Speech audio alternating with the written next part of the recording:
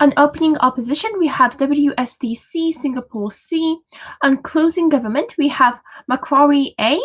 On closing opposition, we have Basil Drop Queens. Congratulations to making it this far. For judging, we have myself, Maria Keita, the panelists will be Alan Shao, Audrey Lee, Akira Kato, Mashad, Hassan, Simanta, Joshua, and Abjid. The motion is this House welcomes China's mask diplomacy. Without further ado, I would like to call upon the Prime Minister to open their case within 7 minutes. Here. Hello, is everyone able to hear me? Here. Yes. Okay. Here.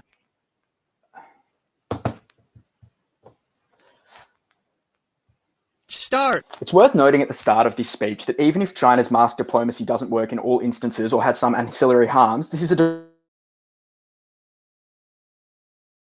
if China no longer provides a lot of this necessary medical equipment, it's not as if there's a vacuum that occurs in which other countries will fill. It is that no countries will step in to help. That is evidenced by the fact that most countries, for one, are already burdened enough with their own populace and trying to take care of them, but also the fact that there's not mask diplomacy going on with other countries. That's why you had to be comparative in this debate and note that some help was better than other. But the second thing important to note at the start of this debate in characterization was that the most important thing you could possibly hope for was immediate relief from the coronavirus. That's because it had posed such an existential threat to humanity. It posed the risk of killing thousands, millions of people across the world, specifically older people who we ought to care about. It was something that was particularly devastating, and we thought if we were able to relieve it, that was good. I'm going to talk about 4 things in this speech. Firstly, why China is the best actor. Secondly, why China has a moral duty to fulfill. Thirdly, whether mask diplomacy is coercive and the long-term geopolitical impacts it will have. And fourthly, I'll explain why this sets a positive precedent with other countries can fulfill. Firstly, I want to talk about why China is the best actor to produce these masks and medical equipment as they have been doing. That's for 5 reasons. The first thing to note is China is one of the few countries that has such a massive manufacturing sector that it's difficult to compare it to, but moreover that they often manufacture small goods such as masks and things like that, whereas manufacturing that often goes on in other countries is of much bigger supply where it is harder to transition production lines such as that you could fulfill medical equipment. The second, moreover, that manufacturing sector is often geared already towards the medical field. That is to say about 90% of American medicines already come from China, meaning they obviously have the production capability to do these things. They're the only country that has the manufacturing sector that can. The second thing to note, though, is China also has a particularly mobile workforce. That is because the comparative lack of regulation and the capability of the government of China to direct its populace to work in such a way, even if it's something that is slightly immoral, was something that was beneficial in this circumstance, insofar as they could direct workers specifically into medical fields such as to produce these goods. That was something, again, only China could do. The third thing to note is China was the best actor simply for the fact that they were one of the few countries willing to do this, and that's for reasons I flagged earlier in my speech. That is to say that other countries are already pushed to the limit domestically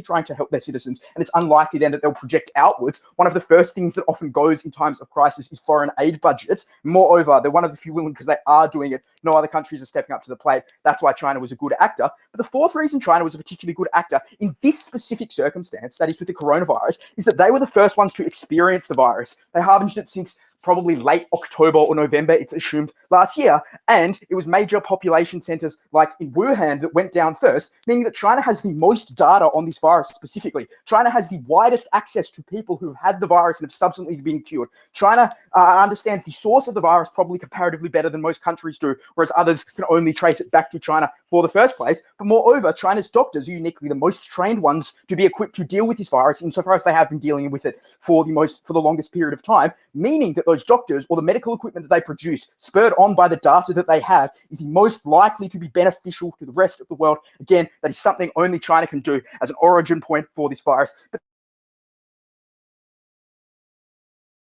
things that China would be spending its money on, in the privation of spending on masks that they'll send to other countries, are probably things that would be equally, I would suggest, coercive to other countries. That is things like the One Belt, One Road initiative. So it's not as if China would otherwise be spending this to make the lives of their own citizenry, say, better. It's probably money that is still going out elsewhere. It's probably money that is still conditional, and also conditional in worse ways, as I'll prove later. Second thing that's why China was the best actor to do this. Second thing I want to talk about is why China has a moral obligation or a duty to fight this virus in the manner that they're doing. The first thing to note is that the virus often just got got to the point that it did due to China's mismanagement quite directly. That was that they understated the impact of the virus. They started to report it to global health authorities as opposed to domestic ones when it was too late, and when the virus already started to take hold in places like Italy and Iran. By that point, it was too late. At the point where that arose from the mismanagement of the Chinese government, it was good that the Chinese government projected money outside to help fix a wrong that they created. The second thing to notice why China has a duty to do this is because they commit a series of other ills on the geopolitical sphere. That is things like their massive rates of CO2 emissions, their hostility often to others, their absolute contempt for a lot of global organizations and disregarding that. We thought at the point where they were so harmful in other stages of the world, if they were able to at least contribute in a positive way to fighting the virus, that was something that was going to be good. Note here that even if this duty was not fulfilled perfectly, that is, even if it come with some ancillary harms, the mere fact that China had an obligation to do this for people meant that there was obviously something that we would support. We would welcome mass diplomacy in that regard. Third thing I want to talk about is the long-term impacts and whether this is coercive, because I'm sure the opposition teams will argue, well, this will now just make countries subservient to China to the extent that they can thank their relief effort to China. 7 reasons that's absolute shit. The first one is this is a voluntary exchange. Note, if China sends you masks, you don't have to take them. You can refuse them if you want. Secondly, these are only measures. Mass diplomacy is only existing for the virus. That is to say, having a lot of doctors coming in from China or masks coming in from China is not particularly useful once the virus is gone. So it only exists for a short period of time. There is a finite endpoint to that. The third thing to note, though, is China just already has all this power on the world stage. They're a global actor. I've already talked about things like the One Belt, One Road initiative that they uniquely have, which means that they're able to already coerce other countries to go along with them. But even countries who aren't formally in these agreements can be fucked over by China insofar as China can just stop trading with them. And that would devastate the economies of countries in the Pacific or of countries like Australia. I'll take a POI from closing. Taken. Incentive inherently to produce and bolster their manufacturing sector, which I talked about, and also to direct workers specifically into that. It is not as if China is exporting every single one of its masks or every single one of its doctors. It is that in areas where there is specifically excess, they're able to do such because they have a moral duty to do such, because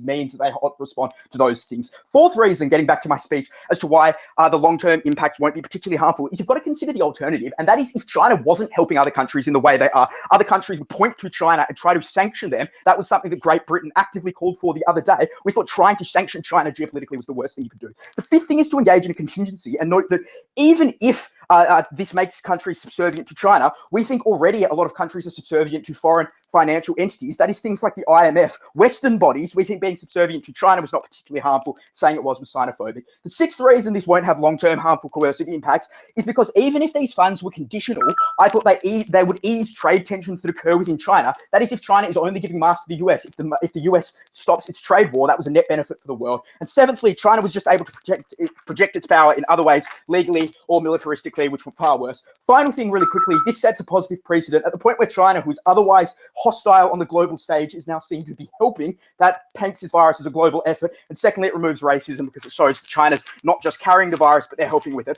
That's why mask diplomacy was so particularly good. Thanks. Okay, thank you for your speech. I would like to call upon Leader of Opposition. Here.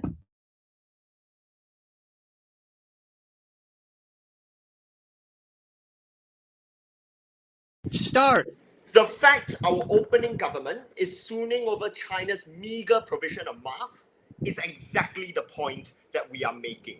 Recognize they focus their entire speech on masks, but not the second word, diplomacy. But we tell you that diplomacy in this case is far more important than masks. So what is the world we prefer? We prefer a world that rejects China's mask diplomacy. Instead, we rather a world where people remember a few things that China did in this pandemic. They remember that China choked the World Health Organization and prevented them from consulting Taiwan. They remember China lying about the numbers and concealing the extent of spread of this coronavirus. Yet at the same time, they will pressure their governments to force China, the World Health Organization, to have more structural changes to prevent future pandemics like this from occurring again. In fact, our example is a post-SARS world where people were angry against China and forced both China and the World Health Organization to be more transparent. That is how we knew about this coronavirus outbreak early enough to begin with. So let's deal with the arguments coming for opening government first. The first claim they have is that there is a moral obligation. Okay, this moral obligation can be fulfilled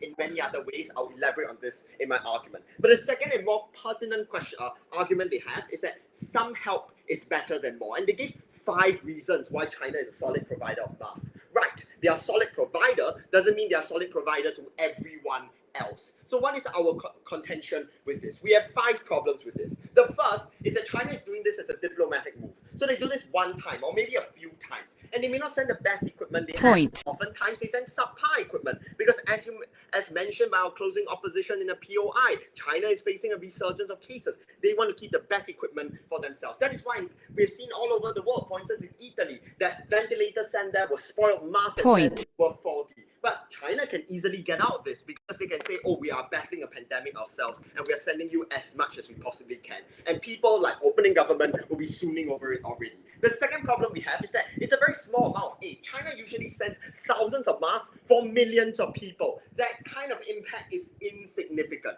But let's be very clear, what kind of impact then is more significant? We prefer them when they are in other areas, for instance, in sending hospital beds, ventilators, IV drips, for instance. So let's be very clear, masks are not as effective as compared to many other means that we rather governments focus on. But the third thing is, governments tend to, if it is true, no thank you, as opening government says that these masks are a huge provision, then governments may become overly reliant on China. And one day, should China face a second wave itself and have to shut its borders, these countries will be left without any choice. We much rather a world where countries were far more independent. But 4, there are actually many other sources of masks and personal equipment that opening government neglected. Countries like India and Bangladesh are producing exporting a lot of these equipment. Just not true that we have to always rely on China for them. So one of the 2 arguments we'll forward today. The first argument is about how we are able to hold China to account in our world. So why does mask diplomacy mask the problem? For 2 reasons. The first is that governments will feel grateful and beholden.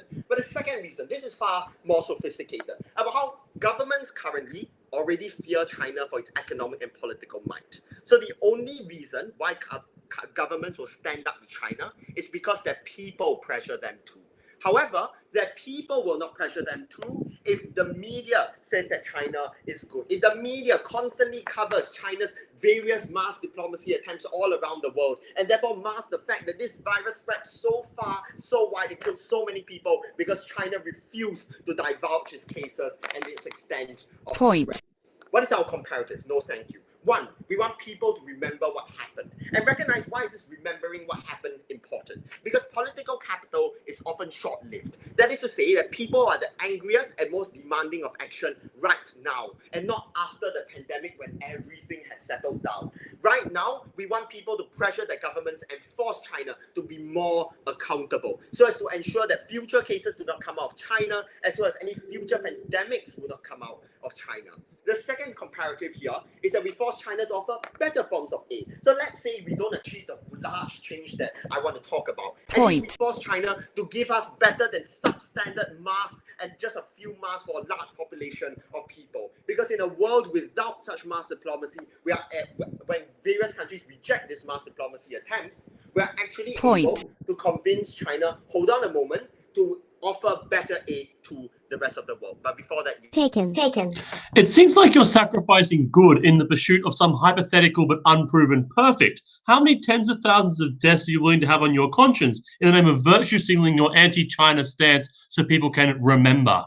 First of all, I would like to point out that's pretty derivative of what OG said. But the second thing is also, actually, as pointed out through 4 reasons that I've given at the top of my speech, actually these masks are ineffective. So to recap, they are diplomatic attempts. So it's only one time or a few times and can be subpar equipment.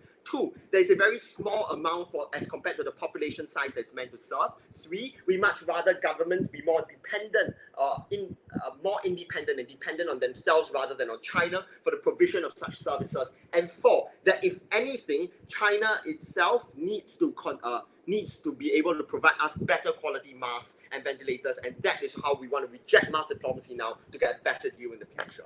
Second argument, creating a global culture of stopgap measures that hurt our collective ability to beat pandemics. This is what happens in the world of opening government. Because the moment a few countries can get out of problems of starting a pandemic by, say, for instance, sending masks to each other, or get out of selfish behavior like preventing their masks from being exported by just sending a few masks or sending a few doctors somewhere, then we create a culture where countries are able to care for their self-interest above that of the global self-interest all the time during pandemics. pandemics. This glosses over the big problem that in the face of a pandemic, we have an incompetent WHO without any power and selfish nations that hoard resources. Since China is a global leader, it will be seen as a norm to practice such behavior where you hoard your resources and then later on in some magical benevolent event send a little bit of it out to channel some goodwill. So what do we prefer on our side instead? We prefer a world without such mass diplomacy where it's constantly being rejected. As such, we are able to increase our collective ability to fight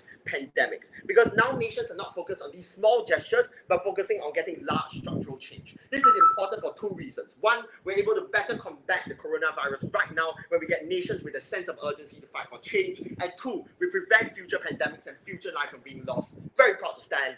Opening opposition. Okay, thank you for your speech. I would like to call upon the Deputy Prime Minister. Here. Can everyone hear? Yes. Here. Start. Here. It's absurd for opening opposition to try and have their cake and eat it too.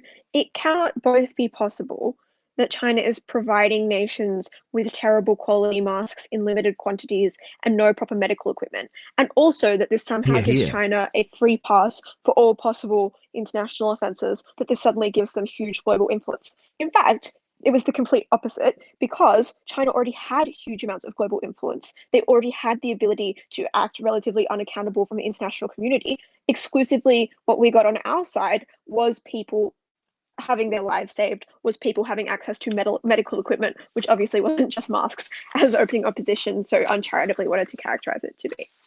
Okay, two questions in this speech then. First of all, is China a good actor to do this? And then secondly, why it's okay that this is conditional. First of all, is China a good actor to do this? So we tell you that China is both extremely well placed to do this and that they have the duty to do so. Quickly to deal with the point of information that we hear from closing opposition, where they say, well, maybe China is not well placed to do this because they are having a second wave of the sickness. I think that is probably uncomparative in the sense that they're still better off than all nations or all other nations, as Sweeney pointed out. But also, I would say that China, because of the large manufacturing equipment that we told you about, because of its incredible economic might that we told you about at PM, was uniquely able to balance a rising pandemic, a second wave of the pandemic, and to export this stuff. But finally, obviously, China is opting into this, so that would suggest that they have the capacity to do so. What then do we hear from opening opposition on this material? First of all, they tell us that this equipment is subpar and it is being shipped in insignificant quantities. As I flag in my introduction, if this is the case, then it is impossible for the opposition bench in this debate to claim harms with regards to the conditionality or the public image effects of the scheme, because obviously for people to forgive China for a pandemic that killed their grandparents, they will not be placated by a faulty mask that was absurd characterization. If China wanted any success on the kind of nefarious plots that opening opposition wanted to accuse them of, they would obviously be having to provide equipment of a particular standard. If we're to accept this characterization, then we cannot have opening opposition's harms, and at least China does something to make up for the debt it owes to the world. But I think it is probably more realistic to conclude that this equipment in general is probably fairly good, and China has incentives to provide good equipment. Then what we hear is that, well, reliance is bad because eventually the supply will drop off and then people face health crises. I think, again, this is uncomparative. Obviously, it is better to have some relief, which delays the onset of the health crisis, which allows you to buy masks from India or whatever, rather than to be hit with it all at once. I thought that this, the lack of masks would occur at some point anyway. It was better to delay it. You had this immediate need to flatten the curve, which countries could not currently meet. So that fell down. Thirdly, and most substantively, opening opposition tells us that the international community ought remember and hold China accountable for the crisis. A couple of responses to this. First of all, I think what they tell us about people being angry at China and wanting to hold it accountable because of that anger is a particularly bad way of approaching China. It was very unclear and completely unmechanized how that would occur. But my suspicion would be that if people are particularly angry, that is the kind of thing that would build consensus for more trade wars with China, for rising military tensions. Those did not seem good. They were a terrible way of making China cooperate with you. A reminder that China is a superpower. That means you have to work with them. That did not occur at the point where governments were being pressured into being overly angry with China.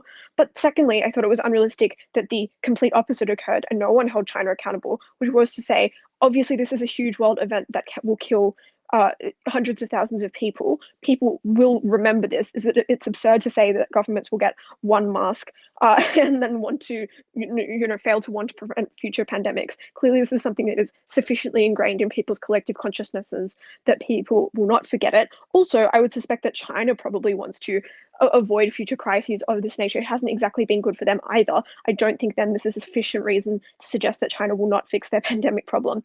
Thirdly, obviously there are international organizations that also think about this. This was not just the WHO. We'd suspect that organizations like, for instance, the UN would also be, reminding nations in case they had forgotten about COVID. But finally, it was absurd for opening opposition to criticize nations for hoarding resources and then to oppose China stopping hoarding resources. Point. We thought at least this was a step in the right direction, a step towards taking accountability, and a step towards setting examples to other nations like the opening opposition wanted to. I'll take that point now. Taken.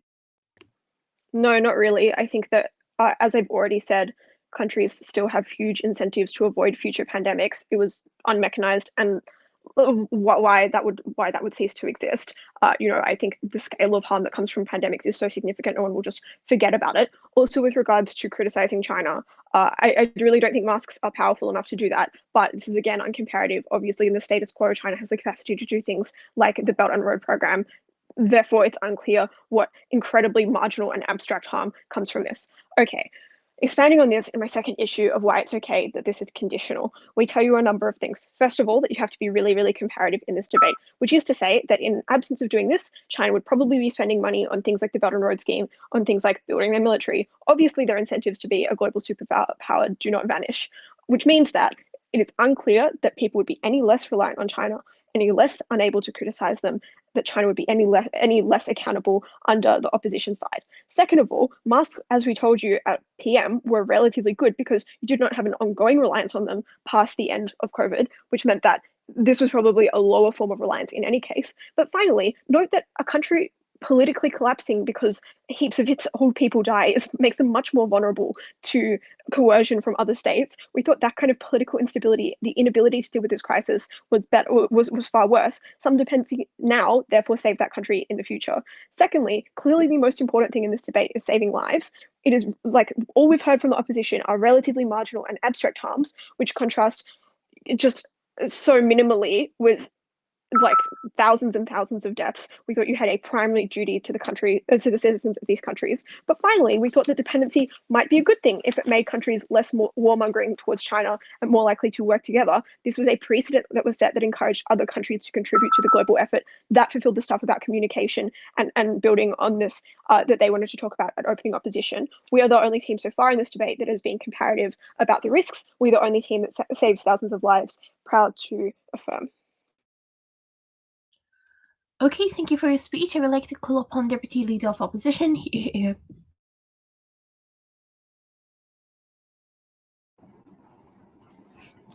Can everybody hear me like this? Yes. Hear, hear, hear, hear.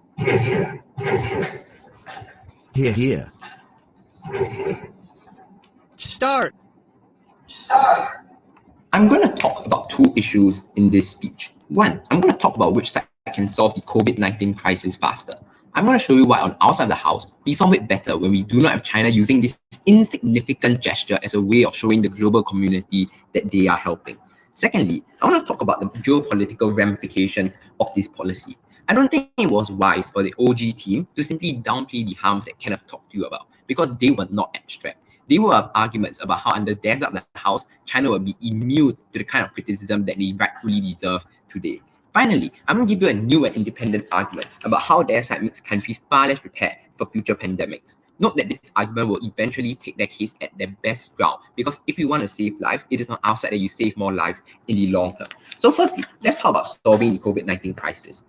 OG begins by telling you that there's a moral obligation to help, but it's unclear why this moral obligation should apply in this way of giving masks towards these countries. First of all, I would posit to you that if China really had a moral obligation to solve this crisis, the way they should solve it is by ensuring that they do not do that, is that to ensure that they no longer interfere within the WHO, is to ensure that they no longer crack down on investigative journalists that expose the problem within those countries. If there is a moral obligation, it is to do those things. But the first thing I would like to point out in this clash is that their side has not proven to us why this mass diplomacy would even be helpful at all towards this problem. Think about it. Their side's PM speech is about why China is a good actor, but they have not shown you why the masks that they have given are likely to be helpful at all. First of all, most countries don't actually use the same kind of medical system that China does. I suspect that if you give those doctors many of the masks and equipment that they have not been used to using for an extremely long time, it's extremely unlikely that they are going to help.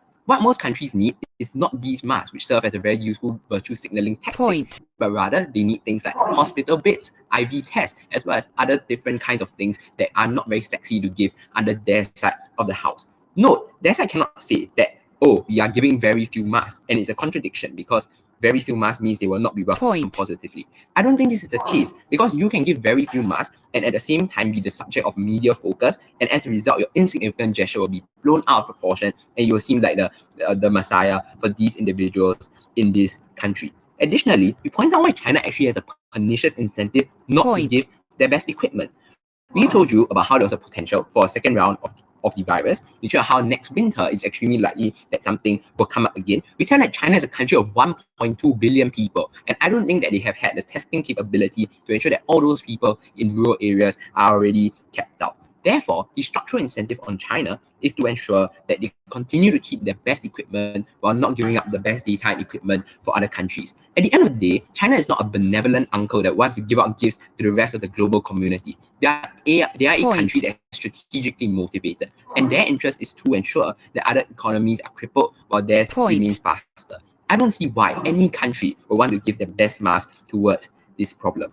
Additionally, I would like to point out that the comparative in this debate is some masks versus no masks. The comparative is some masks versus better things that could be done with this problem. At the end of the day, under their side of the house, this policy will come at the expense of many better things. Under their side of the house, people will be less likely to follow social distancing rules because they presume that, oh, China is really sending us the mask, and therefore they have very little incentive to do things on this basis. There is less push within the government to do things like find a vaccine because they don't think those things are important at all.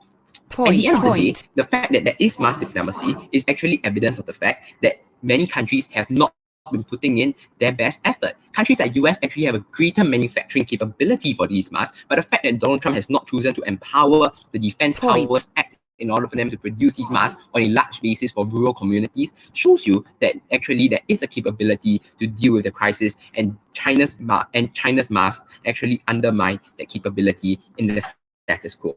I will take those. Yeah, so if China continues to do all these bad things you talk about, why will these countries be so fooled by just a few masks that they offer as you describe?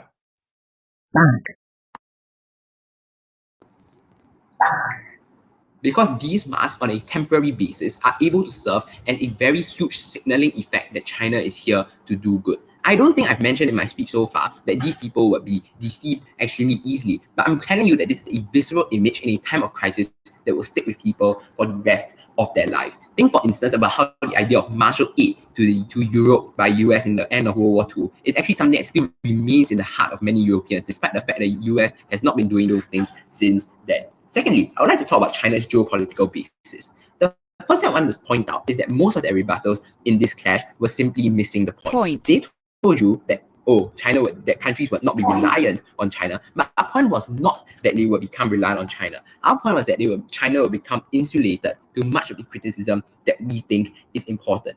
At the end of the day, China has blood on its hands. They choked the doctor that was supposed to inform the world. They suppressed it for weeks. They stopped the WHO from coming in to investigate when it was the most important. At the end of the day, I think that we want certain amounts of change with regard to the way that China is behaving in this particular front.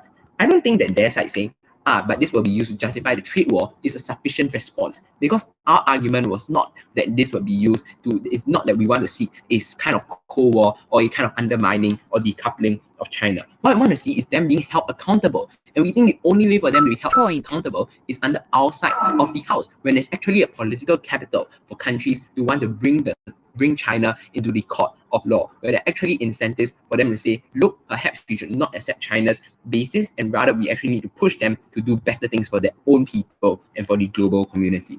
I'm going to move on into my final argument, into how the SI makes countries far less prepared for future pandemics. This is a new mechanism to show how under our side of the house, we save more lives. Oftentimes, it is important for systems to be able to develop through certain experiences. Take, for instance, how Hong Kong has been one of the countries that is best equipped to deal with this issue presently, because they have gone through the Hong Kong flu and the SARS pandemic, which ensured that their equipment was better prepared. On their side of the house, this temporary stopgap measure of mass diplomacy is likely to stymie most of these development procedures within these countries internally. At the end of the day, these pandemics, in the future, when a pandemic emerges, it is likely that these countries will still be ill-prepared as they are currently. We think that countries also need to test their system and ensure that their systems are well prepared without needing to rely on countries like China, which have been unreliable now and will be for the future. Because we should not allow mass diplomacy to mask China's actions, I urge.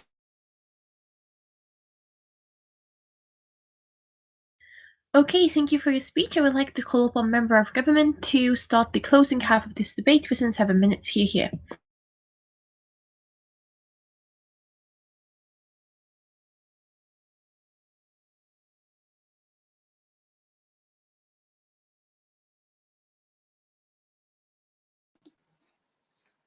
Cool. Can everyone hear me? Oh, what's going on? Yes.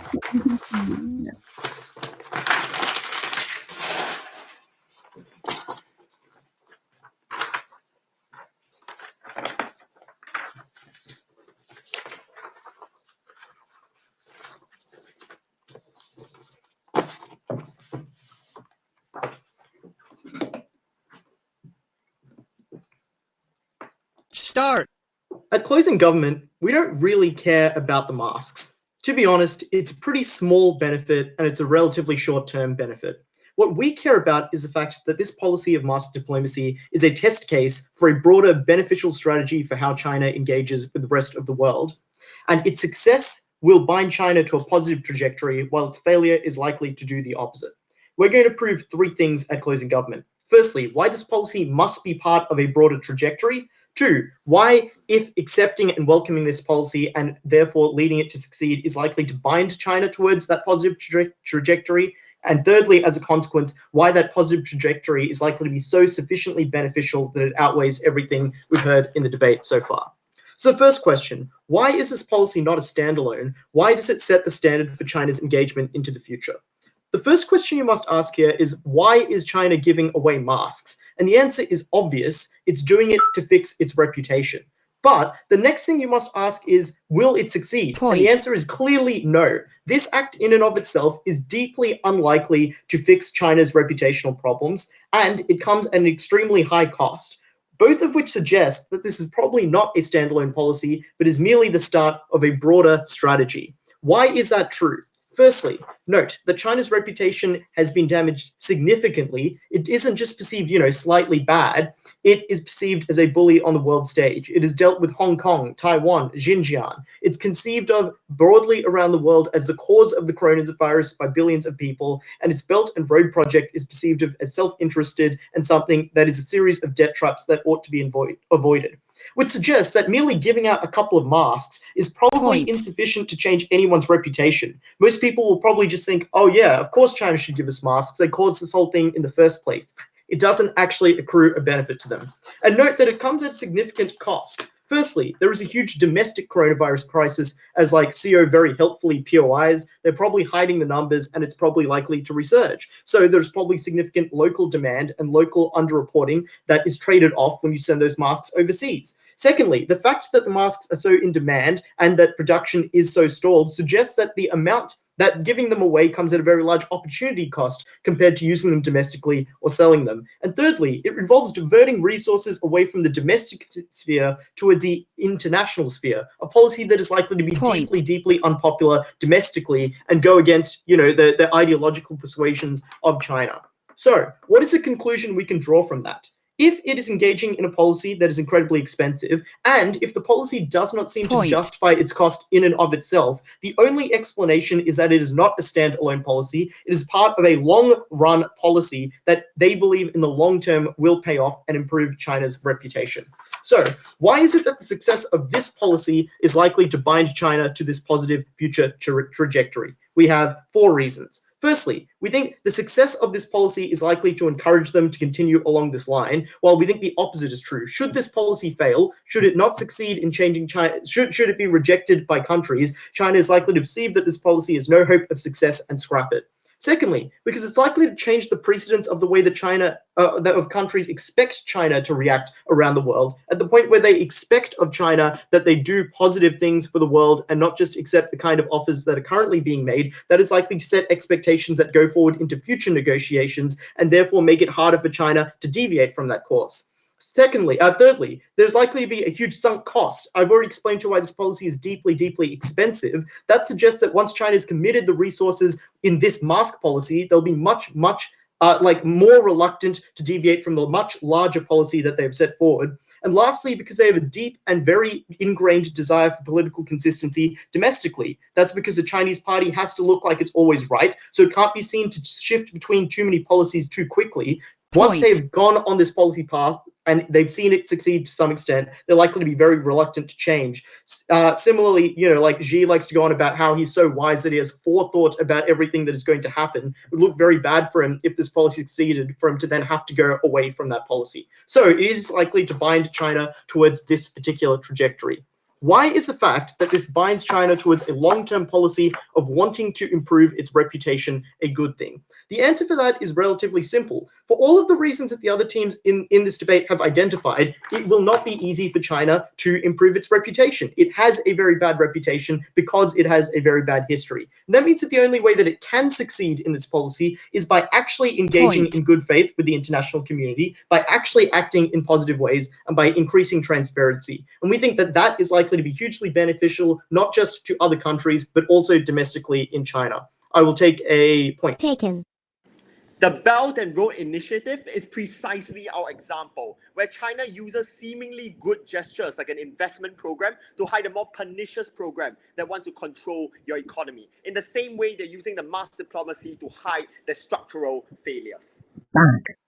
Cool. So we agree that China has in the past used seemingly good deals to trick people into debt traps. The problem is people won't be fooled twice. People who've been trapped into debt traps, it's already happened. People are aware of what One Belt and One Road is. And that is exactly why if China commits to fixing its reputation, it actually has to live up to the expectation that time, which is why we actually accrue the benefits here at Closing Government. What does that look like? Firstly, it looks like a restructure of the way that One Belt, One Road works. And note that this is a policy that has already begun. Look to things like the ending of debt traps. Look to things like the way that China has granted countries like Mali grace periods on their loans. Look to things like the lowering of the interest rates on those loans. It looks like things like China signing up to multilateral organizations, which, one, are likely to bind their actions in ways that are positive for the global community. It's likely to do things like demand that they improve their human rights record, which is incredibly important considering the millions of people locked up in Xinjiang. It's likely to do things like strengthen their trade and diplomatic links, which decreases the likelihood of conflict.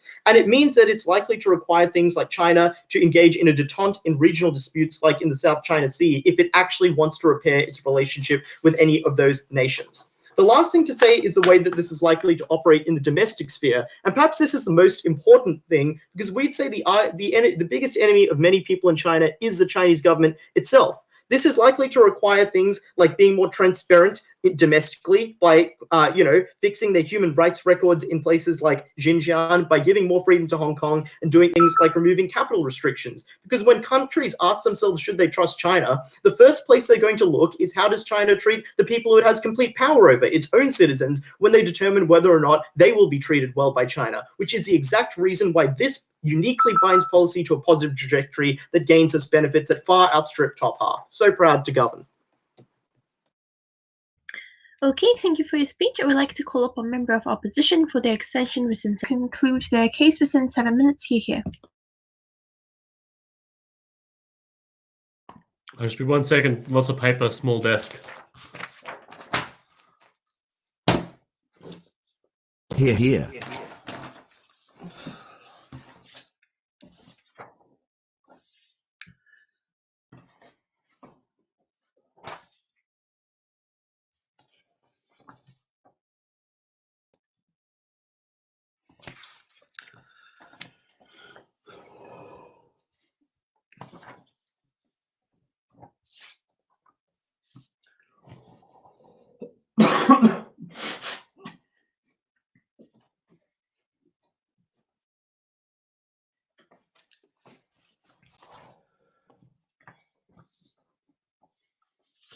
Are we all good then?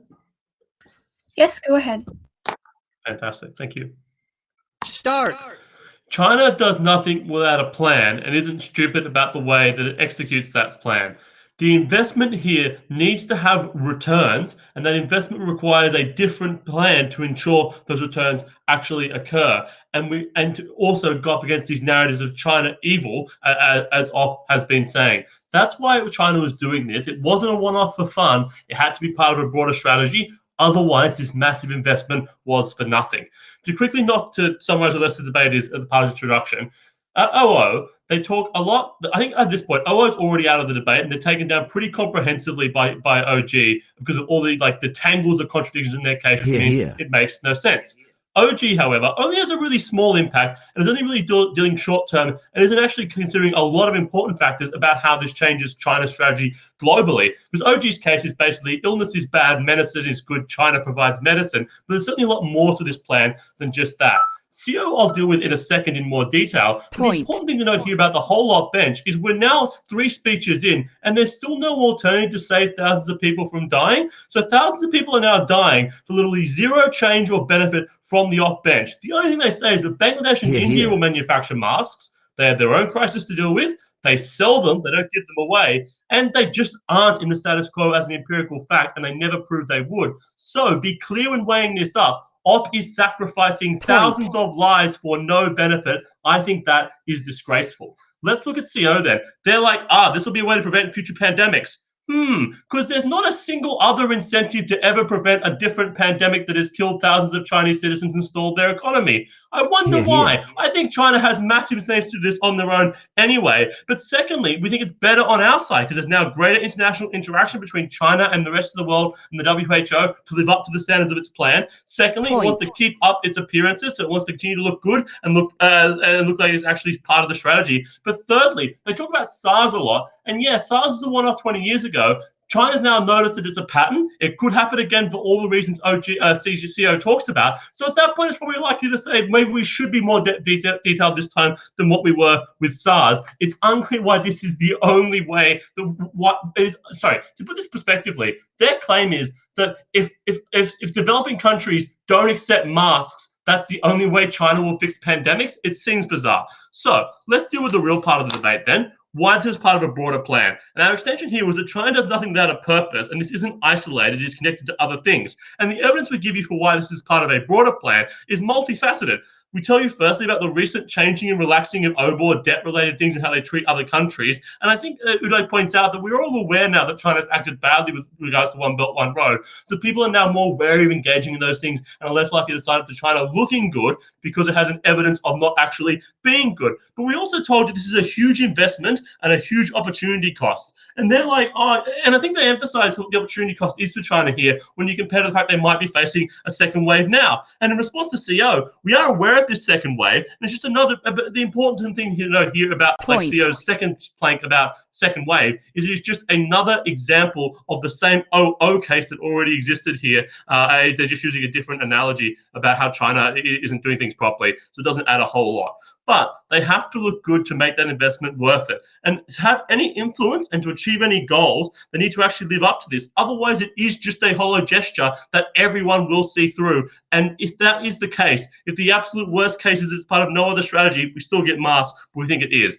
Why is this new strategy important then? I think it's important because it takes down the whole plank of OO's case and CO. Because the stuff China is doing, they say, is really dodgy and bad. There's not very much of it and it's faulty. I think OG notes this tension and really just knocks them out in Ellie's speech here. But we actually go a lot further and make this not just a Gov bench win, but a CG win. Because we explain structurally why this won't be the case. And that is for a number of reasons. We told you so we told you it was structural for a number of reasons. The first one is their new goal was to fix their image and to fix their reputation because the West doesn't like China the way it is. And it locks them into this because they have to continue down this path, otherwise it looks hollow. They have to change expectations of China's reactions now to these sort of things. And the CCP doesn't want to look bad when it chops and changes its policies around. So it has to actually act to prioritize the quality of these things to achieve any of those new benefits. And that's why it's important that we accept these things, because if we do not accept them, it's a failed investment and China just goes back to business as usual and acts in a worse way. So that's why the goal existed, and that's why it's important in the debate. Before I go on, I'll take Taken. As you mentioned, China is looking for returns on investment. Why must a broader strategy to become a benevolent uncle when it can have a broader strategy to deflect responsibility, as mentioned in opening op? Well, I think the first part is that China realizes that it can only do awful things and fuck countries over so long before countries no longer let them in the first place. Secondly, here, your whole claim is around it being looking like half your case around the fact it's a hollow gesture and looks bad, which is a stupid move for China to make to achieve no benefit despite having a large degree of cost. So I think at that point they have to act in a good way to actually make that worthwhile and to achieve future goals. But also, it's far easier if they are acting in a bad way to present in a nicer way than it is to present in an evil way. So what then does this look like as a domestic thing, which again clashes nicely with CO's extension here? And this is where we're incredibly new here, because we are the first ones, not CO, to talk about how this affects people in China. Because we actually tell you that it requires domestic changes. It requires you to change the freedoms that people in China have. It requires you to release capital restrictions in China to further investment and so forth. And that is all true because you have to look at the treatment of China's citizens by the CCP as the first piece of evidence as to whether or not they're actually a good partner and actually living up to those standards. So again, it's a failed investment if they don't have evidence to back up that they're changing well. Their whole case here is truly bonkers from CO, where they're just like, well, it gives China a good narrative to sell internally if they sell masks overseas. Yes, because China is famous for being honest about doing things to its citizens and would be honest and say it is failing its foreign neighbors at the moment. No, it would just lie. So their case is symmetric. It doesn't make any real difference here. I think our mechanism shows you better how you change that because you're actually trying to pitch to outside authorities that you are doing well. And that then shows you why, as a last issue, why China actually changes internationally now. Because for it to have that better reputation around the world and to have those broader consequences, it has to actually live up to the standards it is showing. And this is part of that plan to say that we are good and we can do it. CO tells us, well, this will increase US dependence, but look, there's no leverage there. The US debt is very profitable to everyone. Everyone wants a piece of it. They can't control in that way. At the end of this debate, this is part of a far broader goal by China. We have to engage it and we welcome it because it forces China to be bound to better actions going forward. It's the biggest impact, it's the longest impact, and that's why CG takes it. Thank you for your speech. I invite Opposition Whip to conclude this round within 7 minutes. Here. Can everyone hear me? Yes. Yep. Start. Our position was clear that we want China to admit fault, that we want them to pay massive fines to pay for damages. We want to prevent pandemics, and we want internal pressure. Because when the global community rejects Chinese diplomatic strategies, that's where internal pressure works best. What happened back then in 2004 with the SARS epidemic is that China did not change because everyone still accepted China's diplomacy. We think that because of the risk that we have in terms of global warming, in which Josh framed, it's likelier that this problem will happen again and we won't see each other in international tournaments. There are 3 things that I want to talk about in this debate in terms of issues. Number 1, where will China improve? Second, what duty do we want China to fulfill? But secondly, how do we deal with China's retaliation in the worst case scenario of closing opposition. Let's address closing government, because their main extension was to say that if we take in China's goodness and they will appear good, China will want to be gooder. The reason why I'm so angry with that type of argumentation, because it's saying and it implies that it's our fault, like the Philippines, like Vietnam, like those smaller countries who are highly impacted, if China doesn't take our anger well. That it's our fault if we don't buy the bullshit that they are trying to mask. There's a reason why it's called mask diplomacy, because there's a lot of things that they're going to be masking. And what member of government said is that China would want to improve and become better and won't repeat this, because in response to opening opposition saying that, no, that's not true because we have debt traps. We've seen it in South Asia, in Africa, even in the Philippines. Our response in closing opposition that it's not true. Why? Because even if the Philippines received masks already from China, the Philippines still loaned $3.6 billion from China just last week. The reason why President Rodrigo Duterte can sell that narrative that this is a fair deal is because Filipinos every day can see the masks that was sent from China at the end. But let's take a look at South Korea and Taiwan, who are handling it very well. The types of countries who don't even need those medical supplies at the end of the day. Meaning, even in the best case of member of government's extension, those types of countries who deal with it well won't see it even as a good thing because it won't benefit. We think this is where Josh's moral superiority argument of China comes in, because it sells the narrative inside China that they are the heroes of the world to stop everything, to justify not to change, to control that particular media at the end of the day. That means that they are able to keep their practices like the exotic animals market, similar that happened when 2004, when the SARS epidemic happens. In our analysis, when the mask diplomacy won't work and is rejected by the rest of the world, Chinese citizens know that it is the perfect time to have internal pressure, which is the perfect example coming from Josh. When the rest of the world is gaining traction for the LGBT community, that's where the internal work in China and in Shanghai at the end of the day. No, thank you. Let's first, secondly, talk about a second issue. What kind of duty do you want China to fulfill? Because opening government talked about that they have production capabilities, they can produce volumes of medical supplies. 4 responses. Number 1, we think it's unfair to China to assume what countries want and need. Philippines needs to feed people so that people will stay at home. We'd rather have them pay.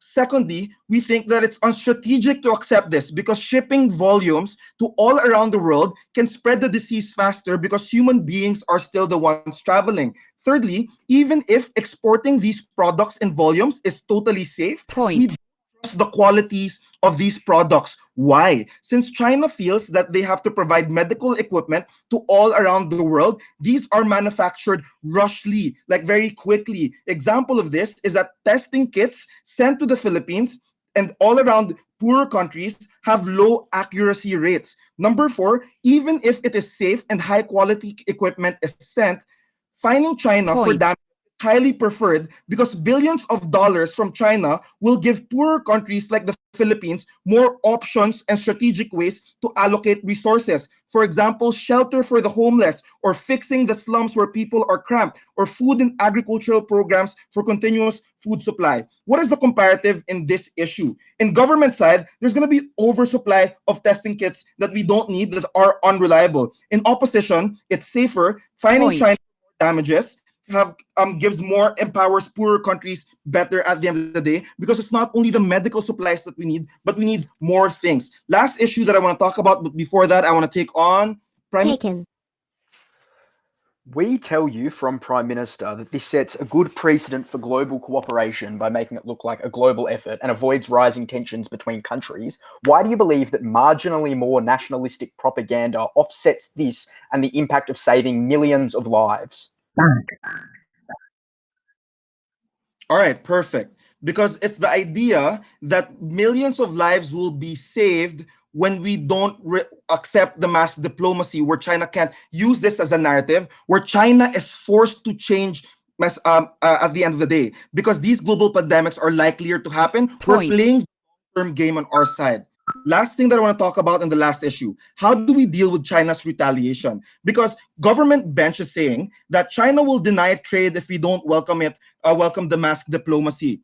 The question of the debate is, who is the house in this debate? We think the house in this debate is the entire world. It means that if China retaliates, they won't have trade partners to the entire world anymore. They are unlikely to retaliate this way because they will lose all their trade partners. But even if China only chooses to retaliate to a few countries, today is proof that we can survive without China's trade and we won't die. It is because President Rodrigo Duterte in the Philippines, fearing the denial of trade with China, is the main reason why the Philippines was not able to prevent and regulate the international flights that spread COVID-19. In the comparative, pandemics are going to be more often. We would rather stand on our own feet rather than keep on facing this problem again and again because we want to suck up to this powerful hegemon. We think it's time to change. And when the global society says, no, this is wrong, we think the internal society in China is stronger, and we think that China is better off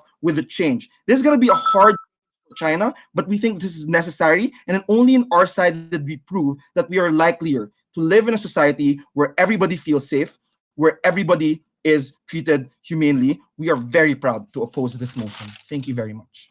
Reflection. Okay, thank you for an amazing round. Judges, please go into